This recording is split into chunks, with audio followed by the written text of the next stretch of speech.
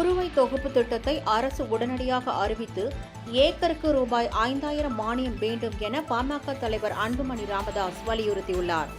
இது தொடர்பாக அவர் வெளியிட்டுள்ள அறிக்கையில், காவிரி பாசன மாவட்டங்களில் குறுவை சாகுபடிக்காக மேட்டூர் அணையிலிருந்து வரும் ஜூன் 12ஆம் தேதி காவிரியில் தண்ணீர் திறந்துவிடப்படுவது உறுதியாகிவிட்ட நிலையில் குறுவை தொகுப்பு திட்டம் இன்று வரை அறிவிக்கப்படவில்லை என்பது தமிழக அரசுக்கு காவிரி பாசன மாவட்ட உழவர்களின் நலனில் அக்கறை இல்லை என்பதையே காட்டுவதாக கூறியுள்ளார்.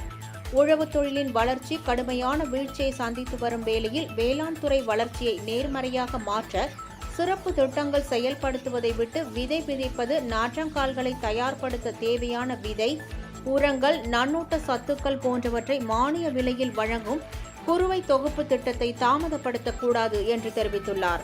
எனவே இனியும் தாமதிக்காமல் குறுவை தொகுப்பு திட்டத்தை தமிழக அரசு உடனடியாக அறிவித்து அனைத்து உழவர்களுக்கும் ஏக்கருக்கு ரூபாய் 5,000 மானியம் வழங்க வேண்டும் என்று வலியுறுத்தியுள்ளார்.